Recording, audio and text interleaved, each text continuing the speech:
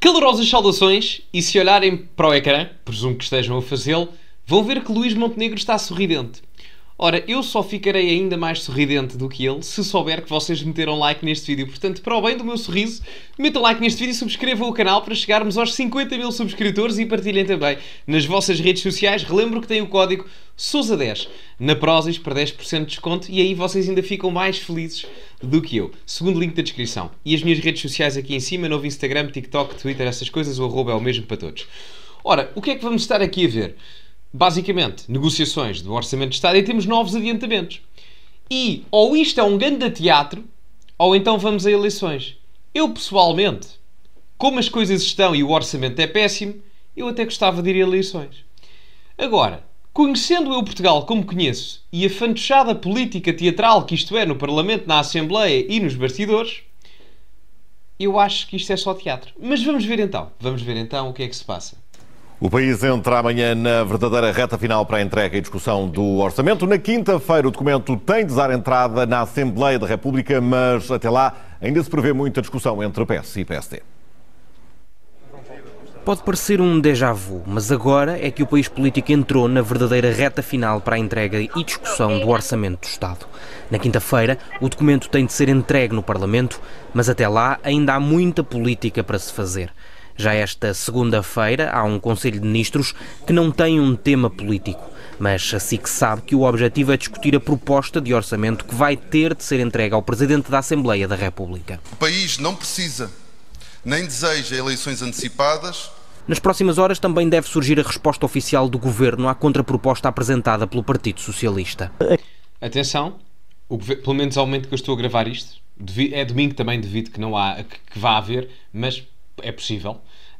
Mas até agora, das pessoas do PSD que nós já ouvimos a pronunciar-se relativamente à proposta, ou melhor, à resposta da contraproposta do PSD, porque agora nós andamos de contraproposta em contraproposta. Eu não sei se vocês jogam FIFA ou não, eu jogo pouco, tenho pouco tempo, mas naquela parte das negociações, quando se contrata um jogador, o orçamento está nessa parte. Fazes uma oferta, eles depois renegociam, portanto, a última foi o PSD apresentar a sua proposta, que é basicamente a manutenção de um orçamento de Estado igual ao anterior, ou seja, é uma governação de António Costa, mas está lá Luís Montenegro. Há ali umas alteraçõezitas e tal, desce-se 1% no IRC, uma coisa bruta, e há uma continuação do IRS jovem por mais não sei quantos anos, mas o IRS jovem é o mesmo do PS, portanto não muda nada.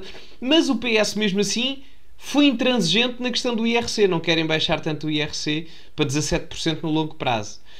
Portanto, estamos assim neste momento. Entretanto, o Paulo Rangel, Ministro dos Negócios Estrangeiros, como sabem, que é, enfim, dos ministérios mais relevantes, esteve no Expresso da meia-noite, anteontem, com a Jet Bingo, e disse que o comportamento do PS tinha sido, não sei qual é que era o termo que ele tinha utilizado, mas certamente não foi intransigente, mas foi incompreensível, não faria sentido, ou seja, demonstrava que se o PS fizesse qualquer tipo de exigências, então o Governo não iria aceitar, porque já eram demasiadas por parte do partido da oposição. Em declarações do mesmo sentido, o Hugo Soares também fez comentários dentro desse género que vamos ver aqui. Não o Rangel, vamos ver o Hugo Soares no final. Aquilo que o líder da oposição... o Rangel vamos ver agora, desculpem. O Hugo Soares é que é no final, peço desculpa. Pedro Nuno Santos veio apresentar, parece-me de facto ir ser desajustado. Na terça-feira, Luís Montenegro vem à SIC. A primeira entrevista que vai dar desde que é Primeiro-Ministro será certamente um dos momentos mais relevantes da semana para se perceber que futuro tem o orçamento e a governação. Numa semana marcada pelas negociações do Orçamento do Estado, o Presidente promete recato. Marcelo tinha uma viagem à Estónia e outra à Polónia, mas decidiu cancelá-las para não ser fator de distração. Atenção, estes sinais políticos são importantíssimos.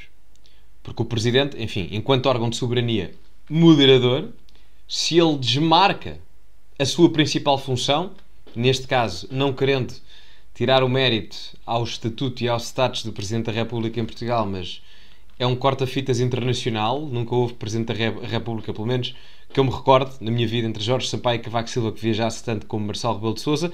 Presumo que Ramalhianes e Mário Soares também não o fizessem em tanta quantia, mas enfim, para ele estar a alterar a sua agenda política internacional de viagens e afins, é porque efetivamente a negociação do Orçamento do Estado não está propriamente fácil e há um risco elevado de irmos para eleições. Volto a frisar que há riscos em nós irmos para eleições, riscos nacionais. Há um risco de aplicação de fundos europeus, porque vamos ceder o prazo de aplicação do PRR de muitos fundos, portanto vamos estar em atraso e se eles não forem aplicados em determinada data, nós não vamos poder executá-los, porque não temos um governo regente para o fazer e é muito complicado fazê-lo a duodécimos, por isso é que o Marcelo disse que vamos a eleições e aí concordo com ele, pronto, aí ponto assente. E ao mesmo tempo, de um ponto de vista internacional para o investimento do país, não é propriamente positivo estar constantemente em eleições, porque as empresas depois não sabem com que legislação é que podem contar do ponto de vista fiscal, empresarial, contabilístico, e isso é muito complicado, não é? Portanto, é uma barreira ao investimento direto estrangeiro e também ao nacional, não é? Porque se tivermos empresários em Portugal que queiram fazer aqui uma empresa, se calhar não o fazem porque a alteração fiscal, se é feita com a alteração governamental, então é complicado, porque a cada ano que temos uma alteração de governo e isso torna-se complicado não só a nível de investimento direto estrangeiro, mas também em IDN, investimento direto nacional. Mas, enfim, como o Orçamento de Estado está, eu, para mim, honestamente... O papel do Presidente agora é estar calado. Está calado. Tudo o que diga só cria ruído e agora perturbação que é negativa. Muito obrigado. Agora vamos ver a seguir o Hugo Soares, mas eu só queria dizer uma coisa. Eu concordo com o Marcelo, com o Sr. Presidente. Eu concordo plenamente consigo. A função do Presidente é estar calado. Eu só gostava era que isso acontecesse mais vezes. Nada contra, mas parece que o Marcelo saiu do comentário político, quando o fazia na TVI. Parece é que o comentário político não saiu do Marcelo. E eu já nem vou falar de quando o Sr. Presidente da República vai para os jornais colocar notícias encomendadas. Porque, vamos ser honestos, é um pouco estranho eu e toda a gente que lê o Expresso de vez em quando estar constantemente a ver notícias sobre o Sr. Presidente da República e depois é sempre a mesma coisa. Fonte de Belém diz ao Expresso que coisa e tal. E a verdade é assim, o militante número 1 do PSD, partido pelo qual o Marcelo Rebelo de Sousa foi líder, era o Francisco Pinto Balsemão, com o qual, enfim, tem uma relação próxima, não é? E, enfim, o Expresso, pertencendo a esse grupo empresarial, é um pouco estranho que a Fonte de Belém seja alguém que não o próprio Marcelo.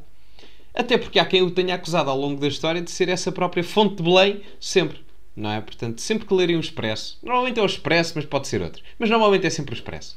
Fonte de Belém diz ao Expresso, não sei o quê, a Fonte de Belém é o Marcelo. Vai ser quem? O porteiro? Por amor de Deus. Vou repetir aquilo que tive ocasião de dizer agora às suas colegas. O espaço público e mediático está, de facto, inundado de comentariado, de comentário político e de posições políticas sobre esta matéria. É verdade. E a prova disso é este vídeo.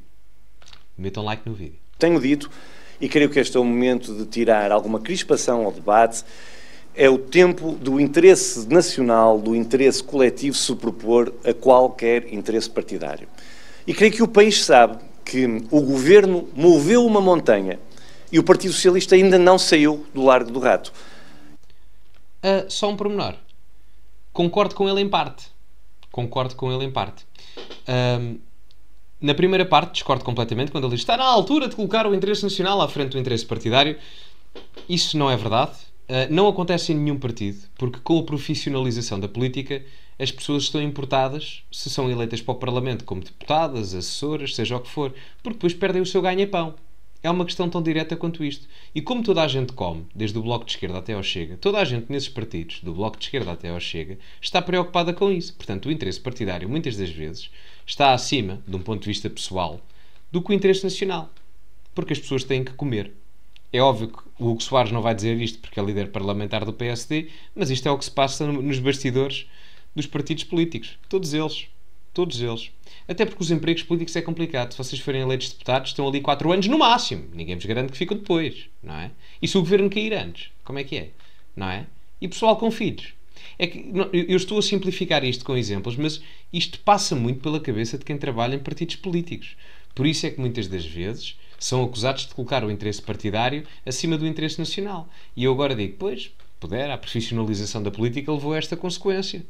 Porque há malta que trabalha como assessores e não sei o quê, e não ganham muito os assessores. A nível parlamentar, há assessores que ganham abaixo do salário médio. Enfim, portanto, a maior parte não é extremamente bem paga, longe disso. E, portanto, podem perder o seu ganha-pão. Por isso é que muitas das vezes os partidos colocam o interesse partidário acima do interesse nacional. Não digo sempre, não é? Mas isso muitas das vezes acontece. Não vamos estar aqui em todos os partidos. É por isso agora tempo de esperarmos por aquilo que o Governo terá a dizer e o Governo falará pela voz do seu Primeiro-Ministro. O próprio Hugo Soares que falou em deslealdade negocial e de uma inversão de lógica que não é aceitável. Tudo o que eu tinha a dizer está dito e disse precisamente à RTP na última sexta-feira. Entretanto, já certamente trabalharam numa contraproposta, até porque o documento está quase a ser entregue. Eu vou repetir aquilo que tive ocasião de dizer, porque eu não vou dizer mais do que aquilo que já disse hoje. Cabe ao Governo tomar uma decisão, cabe ao Sr. Primeiro-Ministro pronunciar-se e explicar ao país qual é a posição do Governo. Aquilo que os portugueses sabem, que os portugueses percepcionaram, que os portugueses viram, é que o Governo fez um grande esforço de aproximação ao Partido Socialista, apresentando uma proposta que creio que foi consensualmente validada como uma proposta irrecusável. Isto para dizer, outra vez, o Governo moveu uma montanha e o Partido Socialista ainda não saiu do largo do rato. Portanto, ele repete ali o argumento que tinha dito e honestamente é assim. Alguma coisa eu tenho que dar... Obviamente que o Hugo Soares sabe mais do que está a dizer. O Hugo Soares é o número 2 do Luís Montenegro e, portanto, claramente sabe mais do que está a dizer. Ele diz, o Governo é que tem que saber, não é? Mas, por amor de Deus, não é? A maior parte do Governo é composto por pessoas que são militantes e da estrutura do PSD, tal e qual como o Hugo Soares. Eu compreendo que ele não o diga porque o Governo só apresenta a contraproposta na segunda-feira. Eu compreendo até porque depois, a terça-feira, há a resposta do Partido Socialista, provavelmente, e, enfim, e o documento é apresentado na quinta. Eu compreendo isso. Mas uma coisa tem que dar de mérito ao Hugo Soares, porque, e não digo isto como uma ofensa, muito pelo contrário, mas o Hugo Soares tem sido o saco de pancada do Luís Montenegro. Não sei se têm reparado nisso. E ele tem sido eficaz nisso. Vou explicar. Sempre que há debates televisivos, confrontos com jornalistas, nunca é o Luís Montenegro a aparecer. É sempre o Hugo Soares. E eu não me recordava de um líder parlamentar que fosse tão interventivo do ponto de vista mediático como o Hugo Soares é. E isto para um primeiro-ministro é importantíssimo, atenção. Seja ele quem for. Por exemplo, o António Costa tinha esse problema. Tinha um líder de bancada parlamentar fraco, o Eurico Pereira Dias. Eu acho que se o António Costa tivesse alguém mais forte como líder parlamentar, se calhar não tinha tido um desgaste tão grande a nível do seu governo. O Montenegro, nesse aspecto, foi astuto. Não colocou o Hugo Soares, que é o seu número 2, claramente, no governo, colocou-o numa posição mais de guerrilha. E tem resultado bem, porque o desgaste aí, se calhar, vai para o Hugo Soares, se calhar é o mais prejudicado aqui, mas também ganha notoriedade. Se calhar há um ano atrás ninguém sabia quem é que ele era, hoje em dia já há mais pessoas a saberem. E o Montenegro preserva um pouco a sua imagem institucional mais estadista, entre aspas, que o Primeiro-Ministro normalmente deve ter. Portanto, nesse aspecto, tem que ser dado mérito ao Hugo Soares. Em todo o caso, vamos ver os próximos adiantamentos. Eu gostava, como as coisas estão, já por mim vamos a eleições, mas, conhecendo o país político como conheço, acho que isto é um grande teatro e o orçamento vai acabar viabilizado. Mas enfim, digam-me a vossa opinião nos comentários, metam like no vídeo e subscrevam o canal. Código Sousa 10 na Prozis para 10% de desconto no segundo link da descrição. Redes sociais aqui em cima, são todas iguais. O Instagram é novo, já sabem. Subscrevam o canal, partilhem essas coisas e ficamos por aqui, como é habitual. Acima de tudo, cultivem-se e até à próxima.